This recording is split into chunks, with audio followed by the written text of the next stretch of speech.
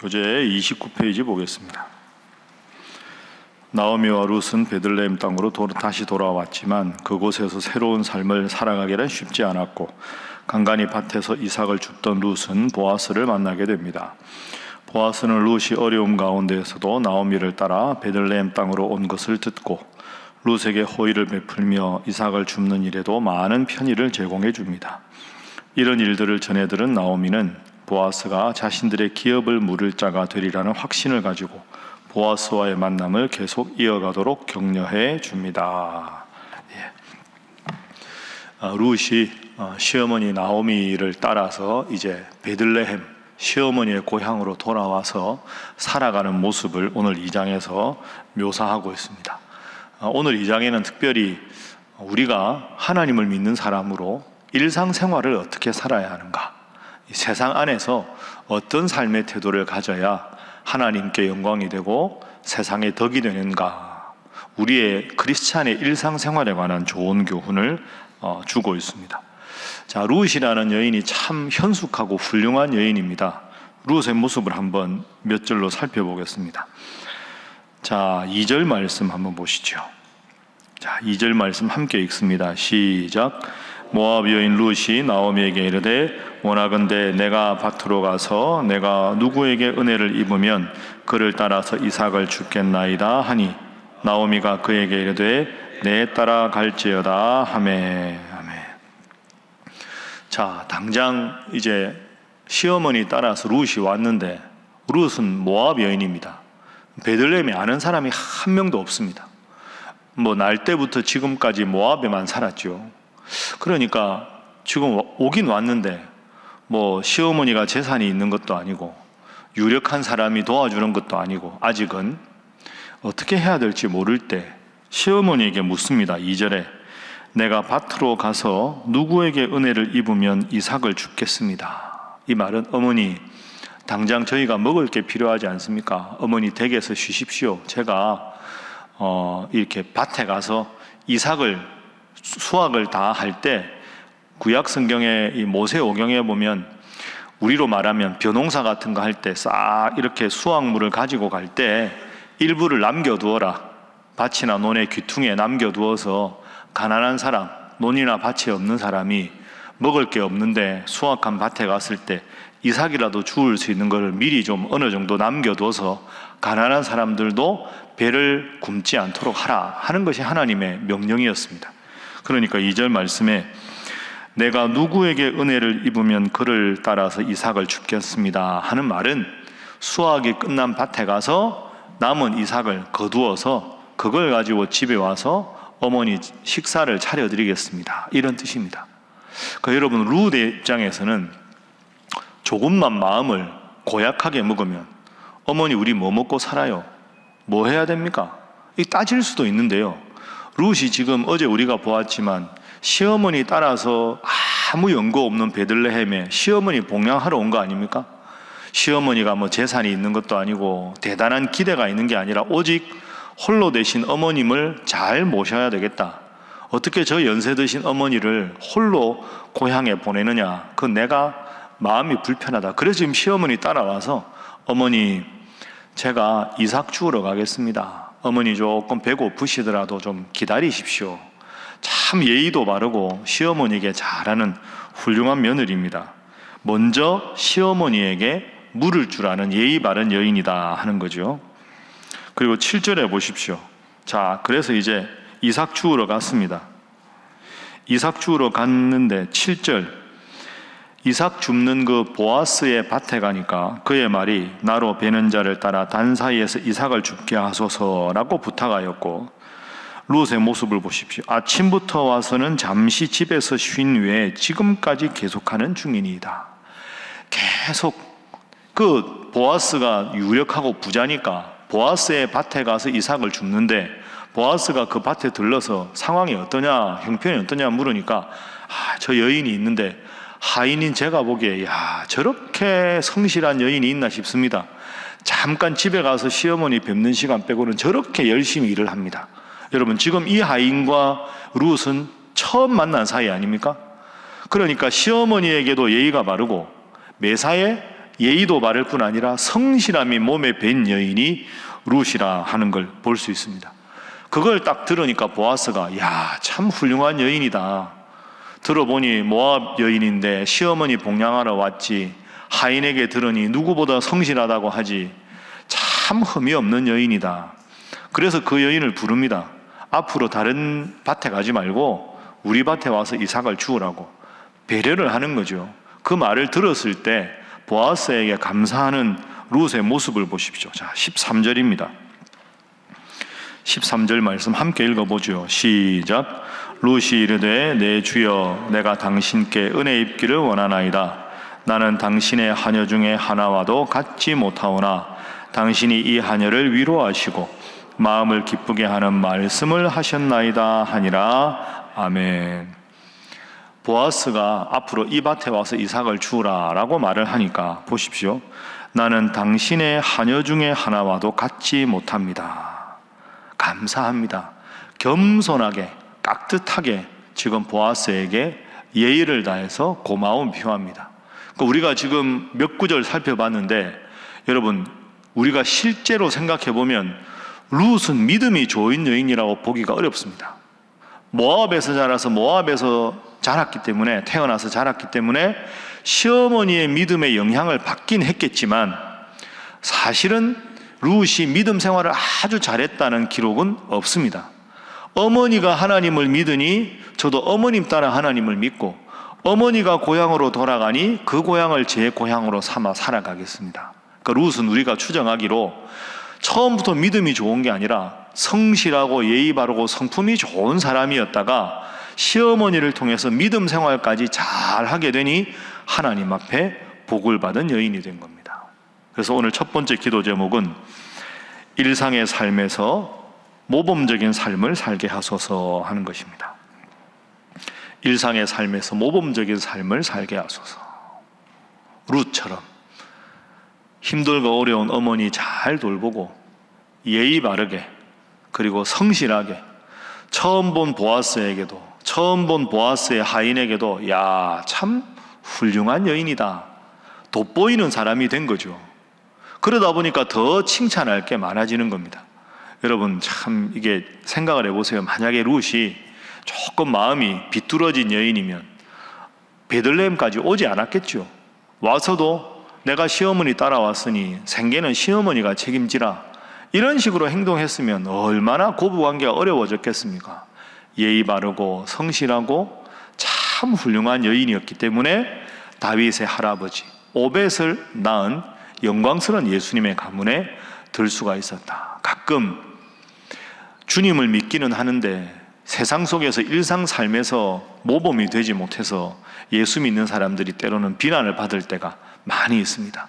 룻의 이런 귀한 모습을 생각하면서 여러분, 주님 잘 믿을 뿐 아니라 일상에서도 거룩하고 모범적인 삶을 살아서 여러분의 일상의 삶을 통해서 하나님께 영광 돌리는 여러분 되기를 주님 이름으로 부탁합니다. 자, 이제 그러는 과정에서 3절 보십시오. 3절. 자, 함께 읽어봅니다. 시작. 룻이 가서 베는 자를 따라 밭에서 이삭을 줍는데 우연히 엘리멜렉의 친족 보아스에게 속한 밭에 이르렀더라. 아멘. 자, 룻이 가서 이제 제가 밭에 가서 이삭을 주워 오겠습니다 하고 이제 베는 사람들 행렬을 따라갔는데 우연히 3절에 밭에서 이삭을 줍는데 우연히 보아스에게 속한 밭에 이르렀습니다. 이 보아스는 엘리멜렉의 친족이었습니다. 그러니까 엘리멜렉이 시아버지 아닙니까? 그걸 알고 간 게 아닌데 따라갔는데 보아스의 밭에 우연히 이르렀습니다. 4절 보십시오. 마침 보아스가 베들레헴에서부터 와서 베는 자들에게 이르되 하고 축복을 합니다. 그러니까 3절에는 우연히 룻이 보아스의 밭에 이르렀다. 4절에 마침 보아스가 밭에 이르렀다. 그러니까 우연히와 마침이라는 단어가 중요합니다. 처음부터 룻이 내가 가만히 시어머니한테 들어보니까 이 마을에서 제일 돈도 있고 능력 있고 존경받는 사람이 보아스라는 남자더라.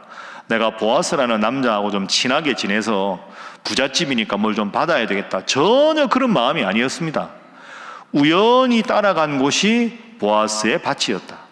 그리고 보아스가 그 당시 유력한 사람이라 매일 밭에 나오는 사람이 아니었겠죠. 자기 할 일이 많은 사람, 우연히 밭에 나왔는데, 밭에 나와도 마침 그 룻이 일하는 그 시간에 마침 가서 룻을 보게 된 겁니다. 그래서 룻을 보고 하인이 저렇게 성실한 여인이 없습니다. 룻을 불러다가 앞으로 당신 내가 좋은 소문 들었는데 내 밭에 와서 일하시오. 감사합니다. 제가 하녀 중에 하인인 저를 이렇게 선대해 주시니 고맙습니다. 그 두 사람 사이에 하나님께서 역사하셔서 부부가 되고 이제 예수님의 족보에 이름을 올리는 여인이 되었다. 이렇게 된 겁니다. 그 3절에는 우연히, 4절에는 마침. 여러분, 제가 어제 말씀드렸죠. 룻기에는 하나님께서 직접 개입하신 것이 한 번밖에 없습니다. 4장 13절에. 나머지는 하나님이 이르시되 하나님이 말씀하시되가 없습니다. 그런데 뭐라고요? 우연히 벌어진 일 같지만 그 속에 하나님의 필연이 있고, 마침 보아스가 간 것이 그저 간 게 아니라 하나님의 특별한 뜻이 있다. 그래서 오늘 두 번째 기도 제목은 우연 속에 하나님의 필연을 볼 수 있게 하옵소서 하는 것입니다. 우연 속에 하나님의 필연을 볼 수 있게 하옵소서. 우연히 벌어진 일이 우연히 없습니다. 하나님이 역사를 주관하시는데 어찌 우연이 있겠습니까? 그러니까 여러분, 믿음 생활 잘한다는 게 무슨 뜻입니까? 내가 좋은 일이 생기면 이야, 재수가 좋다, 이게 아니라 하나님이 나에게 은혜를 베푸셨구나. 생각하지 못했는데 어려움이 생기면 하나님께서 뭔가 또 다른 계획을 하시는구나. 살다 보면 어떻게 좋은 일만 있겠습니까? 자식 키우다 보면, 사회생활 하다 보면 뜻밖의 일이 생기죠. 그런데 여러분, 오늘 설교하기 전에 찬송가 뭐 불렀는지 기억하십니까? 그렇죠? 나의 갈 길 다 가도록. 벌써 잊어버린 분도 있죠. 네. 나의 갈 길 다 가도록 예수 인도하시니 무슨 일을 만나든지 만사 형통하리라. 혹시 여러분 어제 생각지도 않은 어려운 일이 생겨서 왜 이렇게 힘들지? 내일 새벽기도 나오는데 오늘 새벽에 혹시 무거운 마음으로 나오셨습니까? 이 찬송가가 여러분에게 주신 하나님의 응답인 줄로 믿습니다. 왜 많은 찬송 중에서 무슨 일을 만나든지 만사 형통하라, 이런 찬송을 부르게 하셨을까? 지금 내 인생에 갑자기 문제가 생겼는데 하나님께서 이 찬송을 믿음으로 고백하면 만사 형통하게 하는 복을 주시리라는 하나님의 약속이다. 그러면 이따가 기도할 때 하나님, 오늘 이 불렀던 찬송가가 하나님께서 저에게 주시는 그저 우연히 부른 찬송가가 아니라 하나님의 약속임을 믿고 하나님 은혜 안에서 만사형통할 것을 믿고 기도합니다. 주여, 이 어려움을 기쁨으로 감사로 바꾸어 주옵소서 기도하면 하나님 여러분의 기도를 들으실 줄로 믿습니다. 오늘 하루 만나는 사람, 오늘 하루 하는 일, 아무것도 우연이 아니라 역사를 주관하신 하나님께서 다 뜻이 있음을 생각하고 우연히 밭에 갔지만 마침 보아스를 만난 것처럼 우연 속에 역사하시는 하나님의 깊은 섭리를 깨닫고 하나님의 안목에서 사건을 해석하고 그 사건 속에서 하나님의 깊은 뜻을 확인하는 여러분 모두가 되시기를 주님 이름으로 축복합니다. 이제 보아스가 어떤 사람인가 한번 살펴볼까요? 자, 4절 말씀, 보아스 나올 때입니다. 그죠? 4절.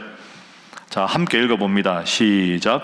마침 보아스가 베들레헴에서부터 와서 베는 자들에게 이르되 여호와께서 너희와 함께 하시기를 원하노라 하니 그들이 대답하되 여호와께서 당신에게 복 주시기를 원하나이다 하니라. 아멘. 보아스는 돈이 많은 사람이고 믿음도 좋은 사람이고 가문도 훌륭한 사람입니다. 그런데 4절에 보아스가 베는 자들에게, 그 자기 논밭에서 일하는 하인들 아닙니까? 하인들? 그 사람들한테 말합니다. 여호와께서 너희와 함께 하시기를 원하노라. 또 그들도 말합니다. 여호와께서 당신에게 복 주시기를 원하나이다. 그러니까 높은 사람이니까 복 주시기를 원하나이다 하고 이제 존칭을 쓴 거죠. 보아스가 어떤 사람인지가 보이죠. 만나자마자 수확량이 얼마냐? 야, 저기 노는 사람은 뭐 하냐? 다 왔냐? 혹시 저 일한다 그러고 다른 데가 이런 게 아닙니다. 오자마자 낮은 신분에 있는 사람들에게 하나님께서 여러분에게 복 주시기를 바랍니다. 그러니까 이 하인들도 참 훌륭한 우리 주인님께도 하나님이 복 주시기를 바랍니다. 이 낮은 사람을 하대하지 않은 보아스의 성품을 볼 수가 있습니다. 그리고 아까 읽은 대로 저 여인이 낯선 여인인데 누구냐 물으니까 참 나오미의 며느리인데 저렇게 성실한 여인이 없습니다. 잠깐 집에 간 거 외에는 저렇게 부지런합니다. 그 말을 들었죠. 그랬을 때 8절 보십시오. 보아스가 룻에게 말합니다. 내 딸아 들으라. 친근한 표현이죠. 이삭을 주우러 다른 밭으로 가지 말고 여기서 떠나지 말고 나의 일꾼들 소년들과 함께 있으라. 9절 건드리지 말아라. 저 며느리니까 건드리지 말아라. 성적으로 유혹하거나 추파를 던지거나 그런 일 없게 해라. 목이 마르거든 그 하인들이 기러온 것을 마시라. 선대합니다. 힘들고 어려운 여인이 모압 땅에서 여기까지 와서 하니까 참 선대하는 따뜻한 마음씨를 가졌죠. 그리고 12절에 보십시오. 내가 룻 당신의 한 이야기를 들었다. 여호와께서 내가 행한 일에 보답하시기를 원하며 이스라엘의 하나님 여호와께서 그의 날개 아래서 룻 당신을 보호해 주시고 상 주시기를 원합니다 하고 축복합니다. 보아스가 어떤 사람인지 보이죠. 여러분, 보아스와 룻이 결혼한 게 우연이 아닙니다. 룻이 얼마나 훌륭한 여인이고 보아스가 얼마나 훌륭한 사람입니까? 특별히 아까 읽은 4절 하대하지 않고 하나님의 복을 구하고 아랫사람들도 보아스를 존경합니다. 룻을 만났는데도 하나님의 이름으로 축복합니다. 배려합니다.